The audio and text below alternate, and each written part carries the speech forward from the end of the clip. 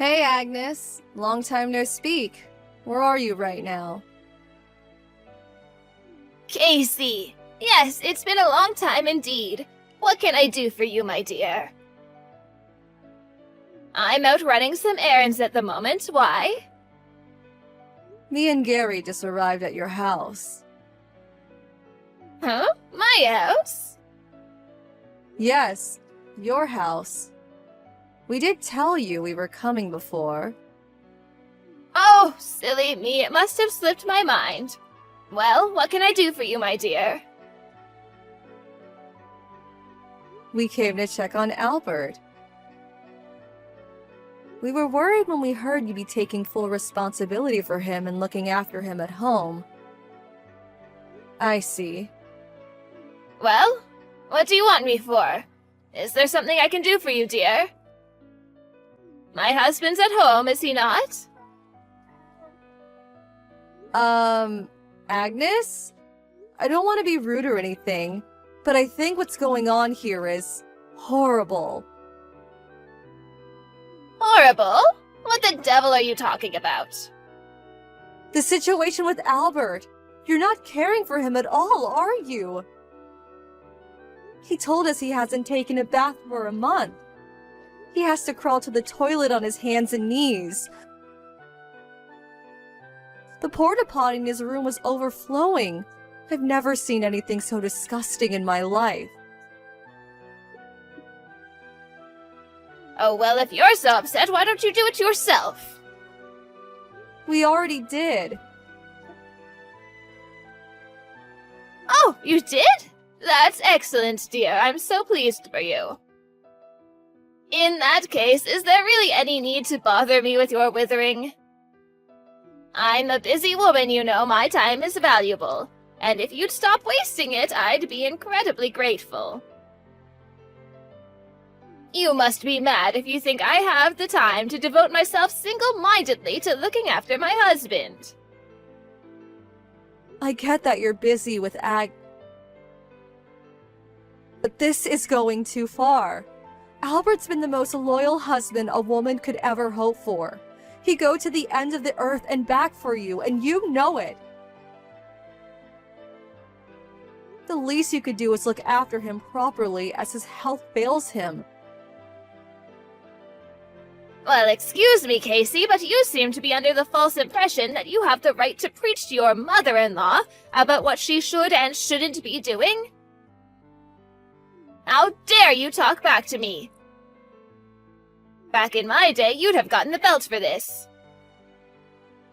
If you're so upset by the situation with my husband, then I suggest you stop complaining and look after him yourself. Wow, seriously? Does that mean you intend to continue leaving him to fester in his own waste? No one owes Albert a bigger debt of gratitude than you do. How can you even bear to see him like this?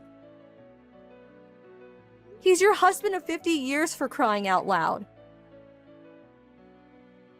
I'm caring for him in my own way, thank you very much.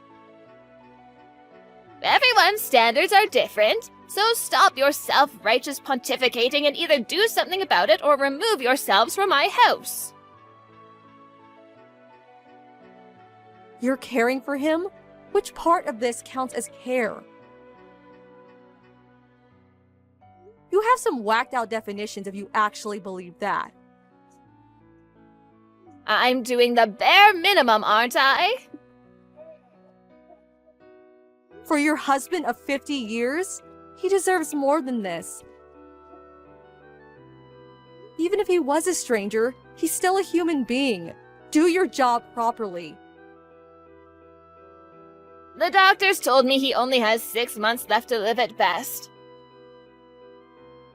What's the harm in making his care as brisk and efficient as possible if he'll be kicking the bucket soon anyway?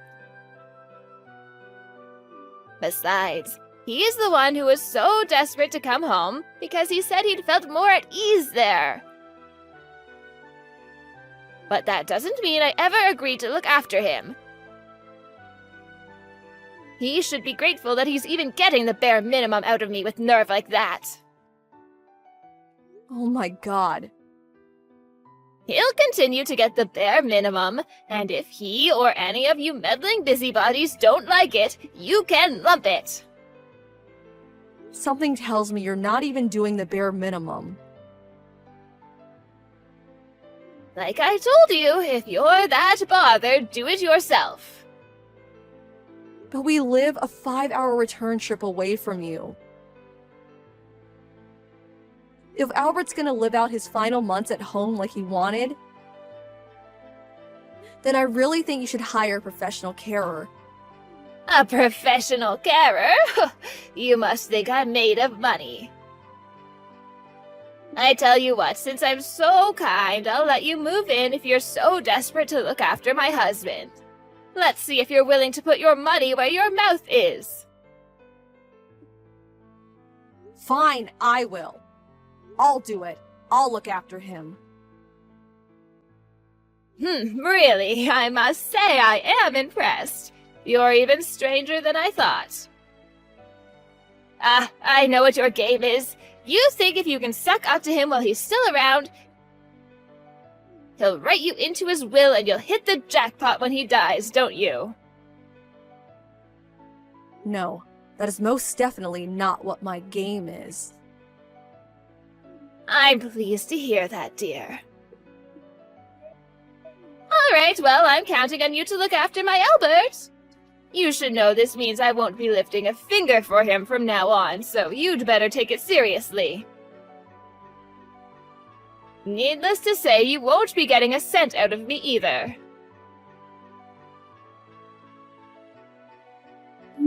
Agnes, what time will you be getting home today? I'm at a concert with my friends, so I won't be back anytime soon. I won't be needing any supper tonight. I see.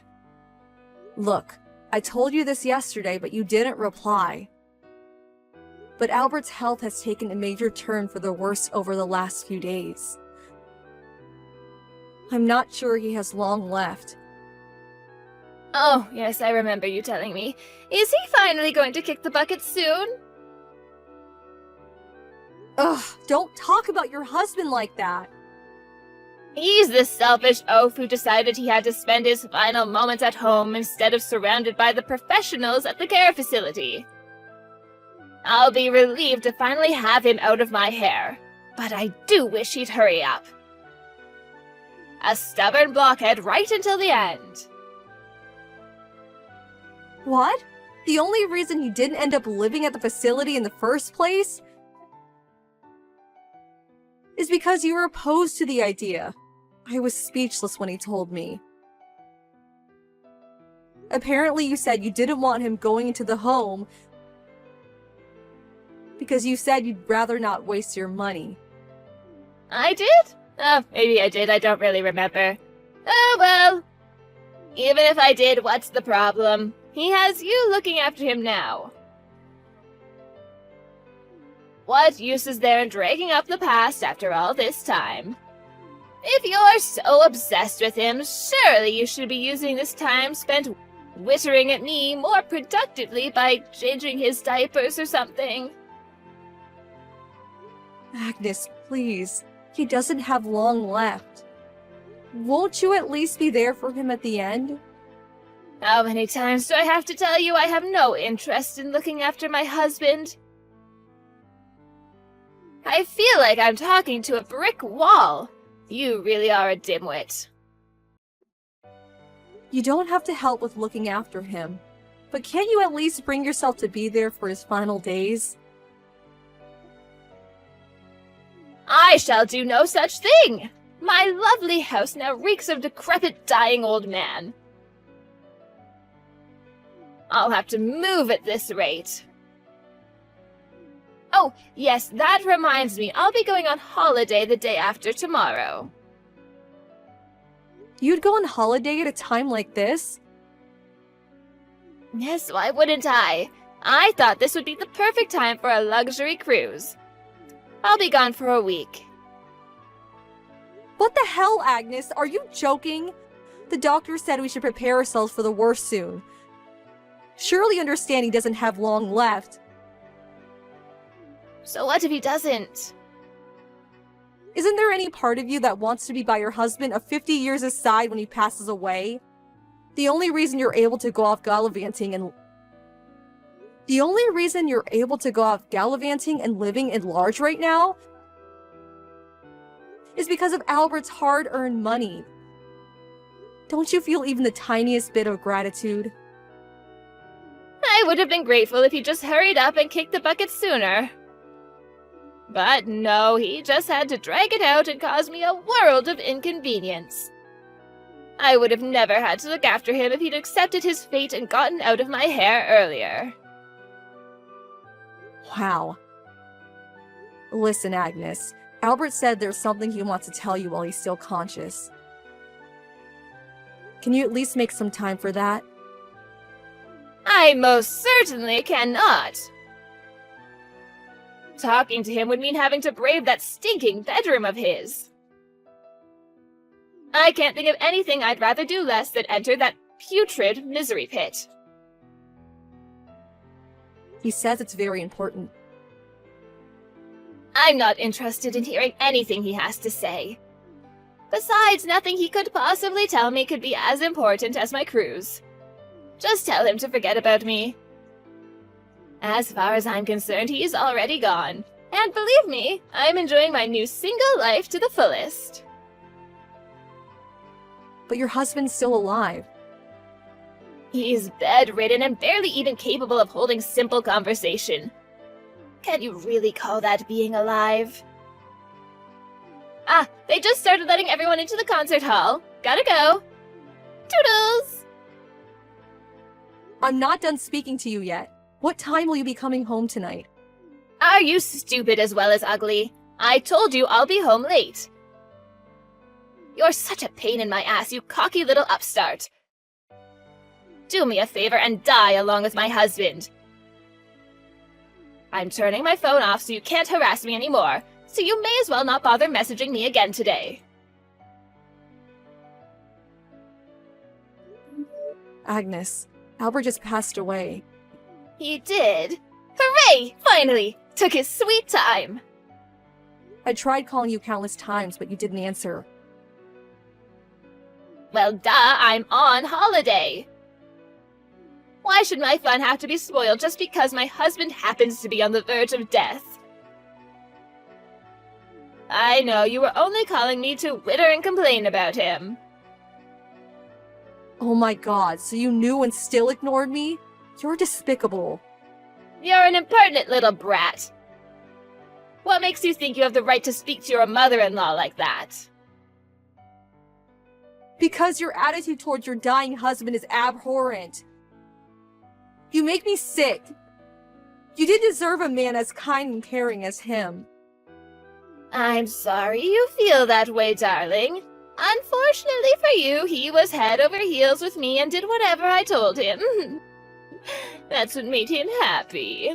What was it like at the end? He died peacefully surrounded by his whole family. Apart from you, of course.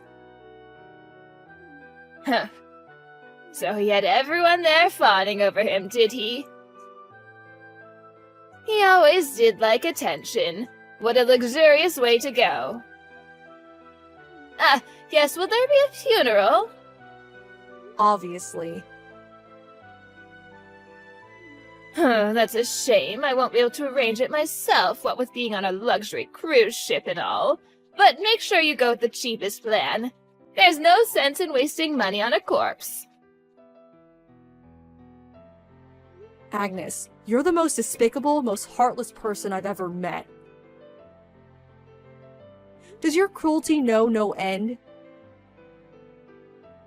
I hope you know there's no way any of his family are gonna agree to that.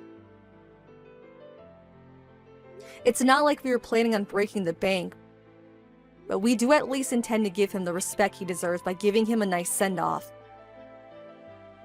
A nice send-off? Ugh, gross, I could vomit. Oh, I know what this is.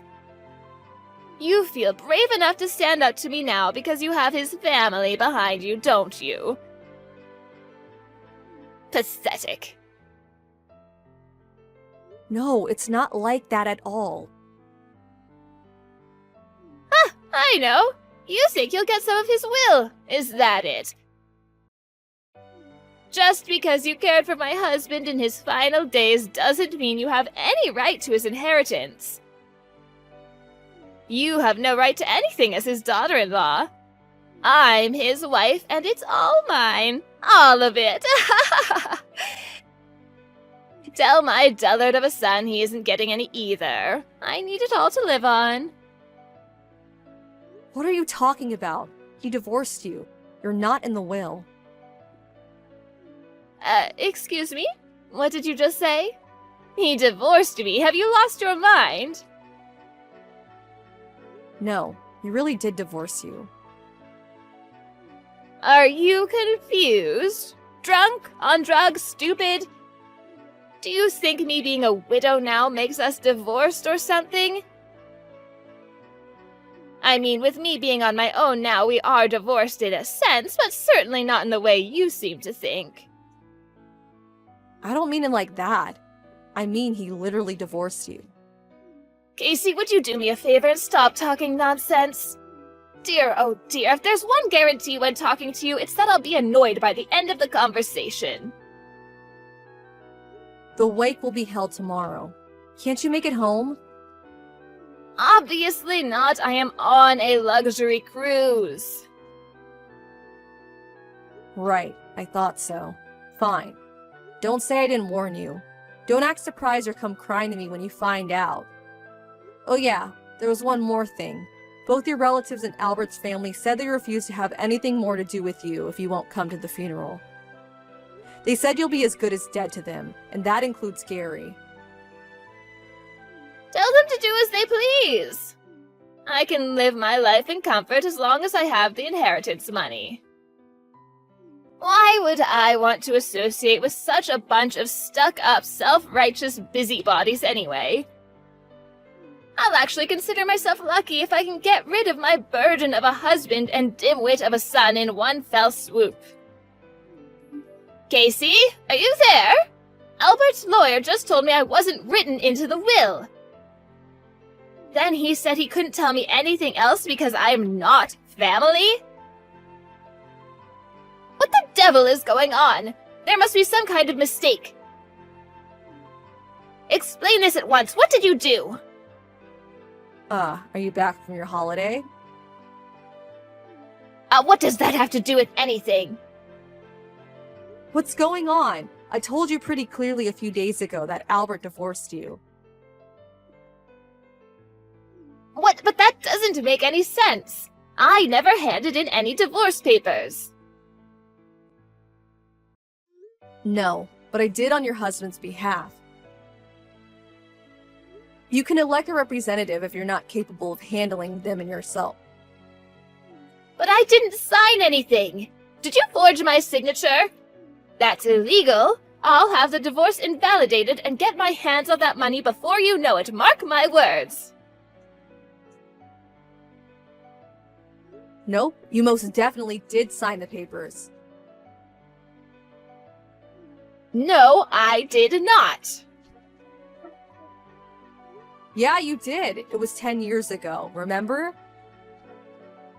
Huh?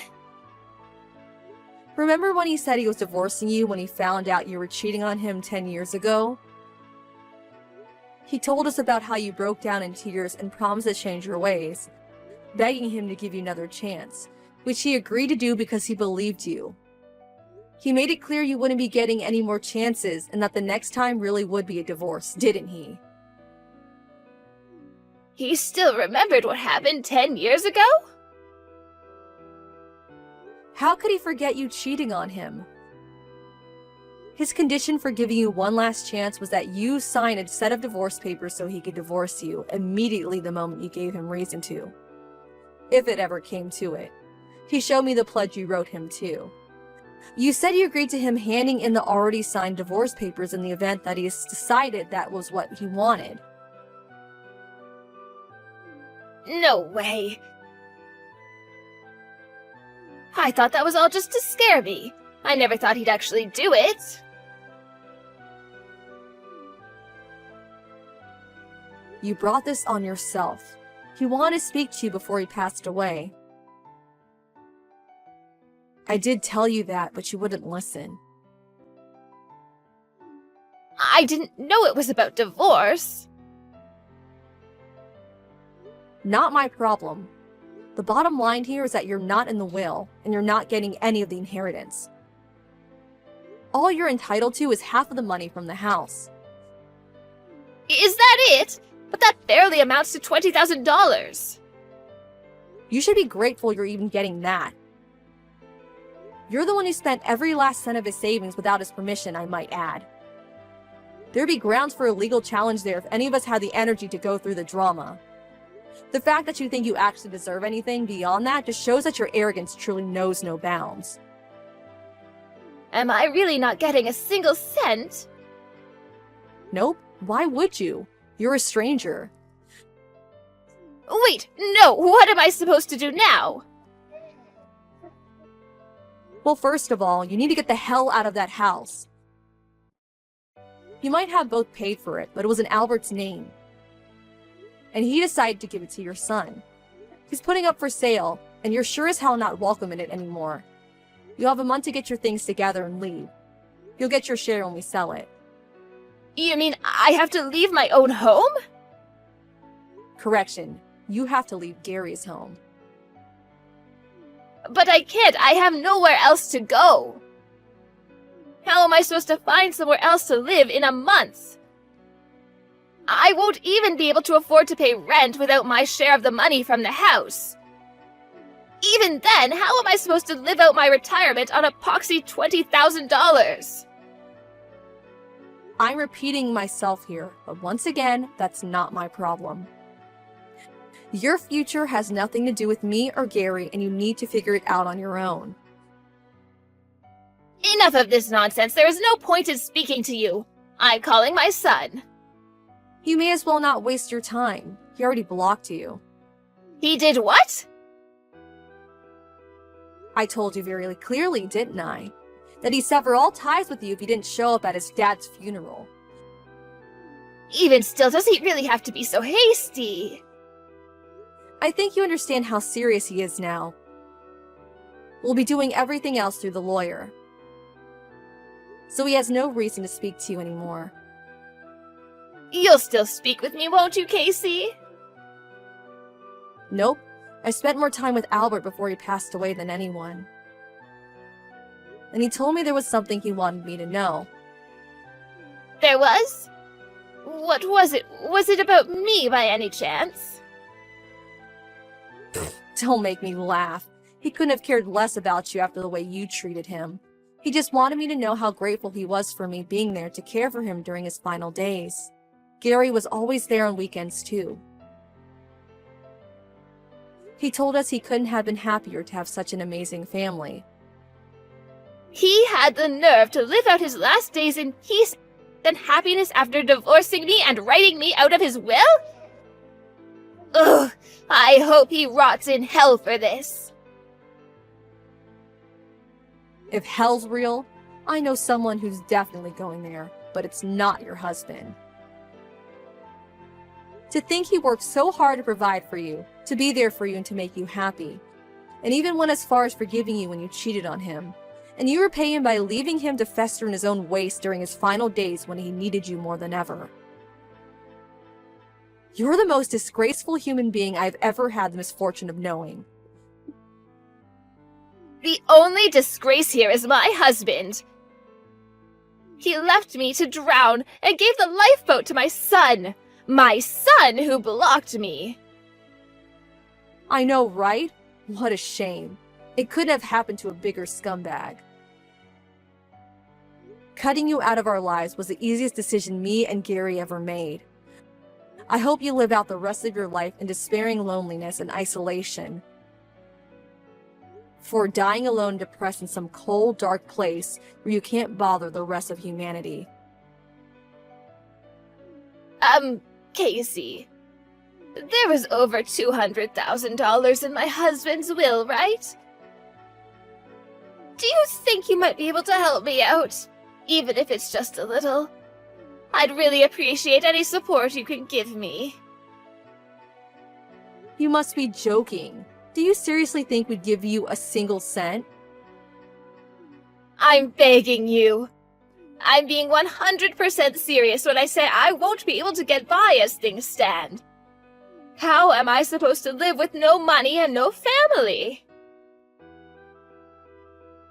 Not my problem. I apologize for making you look after him. But it's over for me if I don't find some place to live or get my hands on some money, and soon. I mean it, I'll be lying dead in the street before long if you go through with this. I'm begging you, please. Please talk to my son and tell him how sorry I am. I really am, I mean it. Please convince him to give me some money.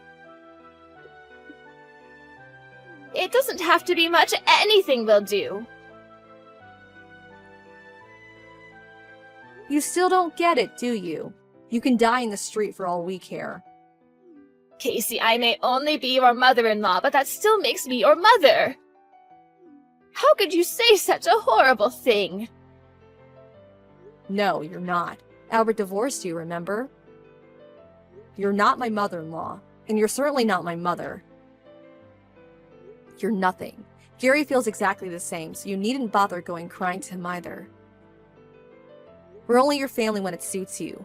You exasperate me. Casey, I'm begging you. What do I have to say to change your mind, please?